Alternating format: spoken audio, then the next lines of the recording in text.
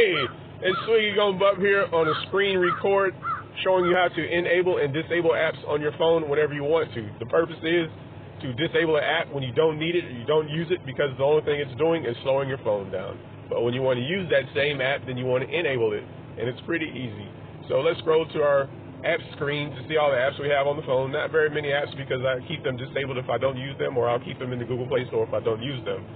So let's use an example app here, Google News. Okay, I listen to it, but not that much. So let's click on it. When you click on it, hold it down for a second. Okay, so then your widgets app info comes up. And remember, this is Android. Okay, so you click the little I, app info. Okay, so it takes you to your app info screen and it tells you everything about your app. This is actually good for you because sometimes you'll have an app that has too many permissions on your phone. Okay, why does your app need to hear all of your phone calls? Okay, things like that. So we're not using Google News. Let's disable it. We just hit the disable button here, and then it'll ask you, if you disable this app, Android and other apps may no longer function as intended. Disable app. Okay? So now this app will not appear on our screen. So we go back to our home screen, we scroll up on our apps tab, and Google News is gone. Okay, so now we can see that we're running at maximum speed because we're using all of our memory to its maximum potential on our phone because we're not running any apps that we don't need in the background. Okay, but then we come to a day where, well, I feel like listening to Google News, so we want to enable the same app that we had. All we do is we tell the phone to go to apps and notification screens.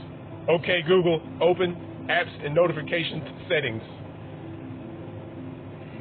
It actually won't do that while we're on screen record. So in the same instance, we scroll down from the top. Okay, we go to our cog. If you see the little orange icon on the left with the buttons on it, apps and notifications, permissions, etc. So we scroll down and we see all 50 apps there, and we want to see all of the basic apps or all of the apps that we have on the phone when we first buy it, and it shows you which ones are enabled, which ones are disabled. Okay, these are all of your default apps, and there's Google News right there. Okay, so we click Google News, we click enable. Okay, we click our home button, and we scroll up on our apps page. Scroll down, there's Google News. We've enabled it, and it's just that easy.